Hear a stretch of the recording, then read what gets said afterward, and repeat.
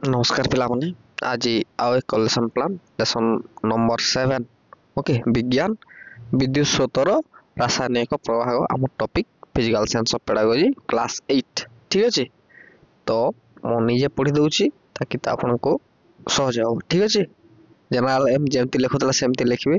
ବିଜ୍ଞାନର ମୂଲ୍ୟବୋଧ ଉପଲବ୍ଧ କରିବେ ଏବଂ ଏହା ସହ ତାଙ୍କର ବୈଜ୍ଞାନିକ ମନୋଭାବର ବିକାଶ ହେବ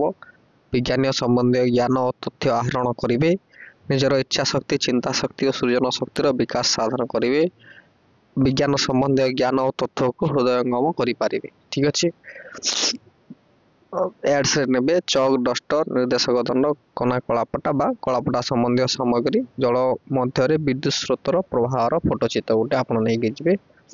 ଏହି ପାଠଟି ପଢ଼ି ସାରିଲା ପରେ ପ୍ରତ୍ୟେକ ଶିକ୍ଷାର୍ଥୀ ଜ୍ଞାନାତ୍ମକ ବା ଜ୍ଞାନମୂଳକ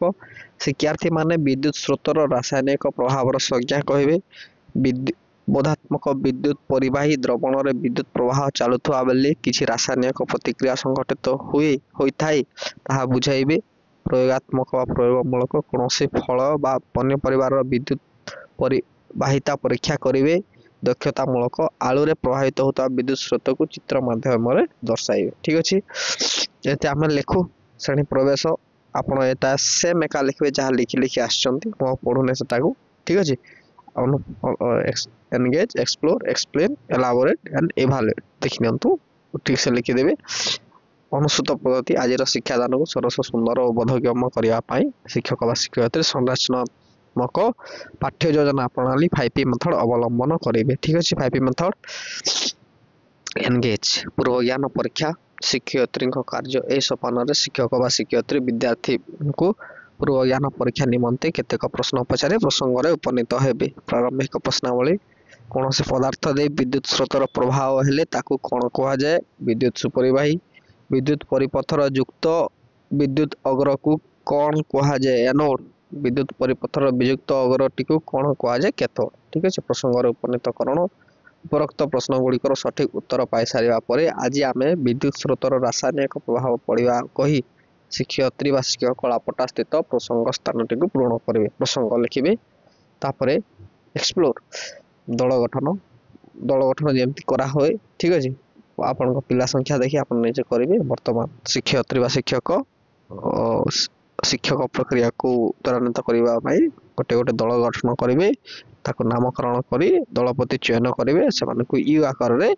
ବସିବାକୁ କହିବେ ଠିକ୍ ଅଛି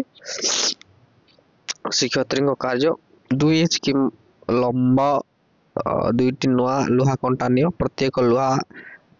କଣ୍ଟାର ମୁନିଆ ହୋଇନଥିବା ଅଗ୍ରଟିର ଖଣ୍ଡେ ଲେଖେ ପରିବାହୀରେ ତାର ଗୋଟିଏ ପ୍ରାନ୍ତକୁ ବୁଡ଼େଇ ଦିଅ ପରିବାହୀରେ ତାର ଦ୍ୱୟର ଅନ୍ୟ ପ୍ରାନ୍ତ ଗୁଡ଼ିକୁ ଯଥାକ୍ରମେ ଗୋଟିଏ ଶୁଷ୍କ ବିଦ୍ୟୁତ ସେଲ୍ର ଯୁକ୍ତ ଓ ବିଯୁକ୍ତ ଅଗ୍ର ସହ ଯୋଡ଼ି ଦିଅ ଠିକ୍ ଅଛି ଉକ୍ତ ପରୀକ୍ଷଣର ଲୁହା କଣ୍ଟା ମୁନରେ କ'ଣ ପରିବର୍ତ୍ତନ ହେଲା କ'ଣ ପରିବର୍ତ୍ତନ କଲ ଲକ୍ଷ୍ୟ କର ଶିକ୍ଷକ ସହିତ ଶିକ୍ଷାର୍ଥୀମାନଙ୍କ ଉତ୍ତର ପାଇସାରିବା ପରେ ଏହାର ଉତ୍ତର କଳାପଟାରେ ଲେଖିବେ ଠିକ୍ ଅଛି ଶିକ୍ଷୟିତ୍ରୀଙ୍କ କାର୍ଯ୍ୟ ଗୋଟିଏ ବିଲାତି ଆଳୁର ଫାଳେ ନିଅ ତିଆରି କରିଥିବା ଟେଷ୍ଟର ଦୁଇ ଅଗ୍ରକୁ ଆଳୁର ଦୁଇ ଜାଗାରେ ପୋତି ଦିଅ କାର୍ଯ୍ୟଫଳ ଏଠାରେ ବିଦ୍ୟୁତ ପ୍ରବାହ ହେଉଛି କି ଅଧଘଣ୍ଟା ପରେ ଏଥିରେ କି ଲକ୍ଷ୍ୟ କରୁଛି ଅନ୍ୟ ବିଦ୍ୟୁତ ଗ୍ରହ ନିକଟରେ ସେଇଭଳି କ'ଣ ଲକ୍ଷ୍ୟ କରୁଛ ପରୀକ୍ଷଣରେ ଲୁହା କଣ୍ଟା ମୁନରେ କ'ଣ ପରିବର୍ତ୍ତନ ହେଲା ପରୀକ୍ଷାରେ ବିଦ୍ୟୁତ ଅଗ୍ରରେ ପୋତା ଯାଇଥିବା ସ୍ଥାନରେ ଆଳୁରେ କ'ଣ କିଛି ପରିବର୍ତ୍ତନ ହେଲା ଓକେ ଶିକ୍ଷୟିତ୍ରୀ ଓ ଶିକ୍ଷାର୍ଥୀଙ୍କ ଉତ୍ତର ପାଇସାରିବା ପରେ ଏହାର ଉତ୍ତର କଳାପଟାରେ ଲେଖିବେ ଠିକ୍ ଅଛି ଏକ୍ସପ୍ଲେନ୍ ଷ୍ଟେଜ୍ ନୂତନ ଜ୍ଞାନର ପ୍ରଦାନ ଶିକ୍ଷୟିତ୍ରୀଙ୍କ ଆଲୋଚନା ଉପରୋକ୍ତ ସୋପାନରେ ଶିକ୍ଷାର୍ଥୀ ବୋଧଗମ୍ୟ ସମସ୍ତ ତଥ୍ୟକୁ ଆଧାର କରି ଶିକ୍ଷକ ଆବଶ୍ୟକୀୟ ସଂଜ୍ଞା ତଥ୍ୟ ବ୍ୟାଖ୍ୟା କରିବେ ପରୀକ୍ଷଣ 1ରେ ଲୁହା କଣ୍ଟା ବିଦ୍ୟୁତ ପରିବାହୀ ଦ୍ରବଣ ମଧ୍ୟରେ ରାସାୟନିକ ପ୍ରତିକ୍ରିୟା ସୃଷ୍ଟି ହୋଇ ଗ୍ୟାସ୍ ନିର୍ଗତ ହେଲା ପରୀକ୍ଷଣ 2ରେ ଆଳୁ ମଧ୍ୟ ଦେଇ ବିଦ୍ୟୁତ ପ୍ରବାହ ହୋଇ ବିଦ୍ୟୁତ ଦିଗରେ ରାସାୟନିକ ପ୍ରତିକ୍ରିୟା ସଂଘଟିତ ହେଲା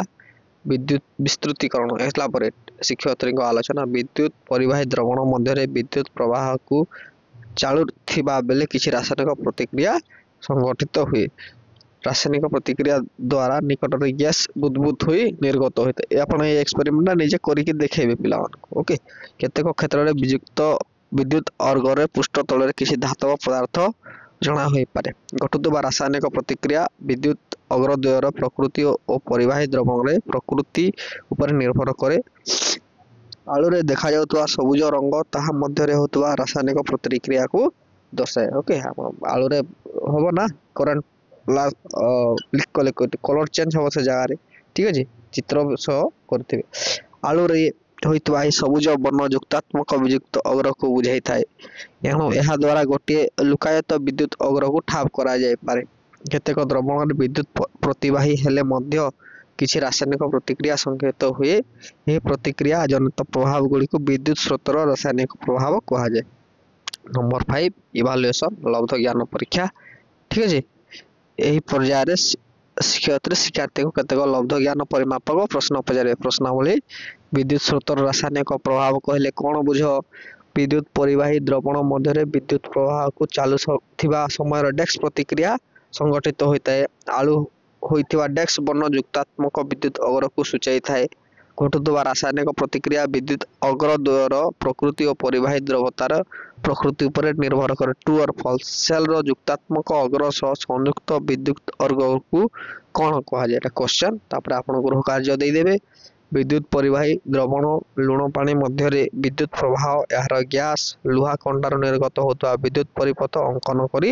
ନିଜ ଭାଷାରେ ବର୍ଣ୍ଣନା କର। ଠିକ ଅଛି, ମୁଁ ନିଜେ ଆଉ ଥରେ ଦେଖେଇଦେବି। ଆପଣ ଟିକେ ବୁକ୍ ପଢ଼ିବେ। ବୁକ୍ରେ ଯେଉଁ ଏକ୍ସପେରିମେଣ୍ଟ ଅଛି ଟିକେ ବୁଝିକି ନିଜେ, ଏଟା ତ ଲେଖା ମିଳୁଛି ନା, ଆପଣ ନିଜେ କ୍ୱେଶ୍ଚନ ଏକ୍ସପେରିମେଣ୍ଟ କେମିତି କରାହବ ନିଜ କଲେଜରୁ TLM ନେଇକିନା ପିଲାମାନଙ୍କୁ ଦେଖାଇବେ।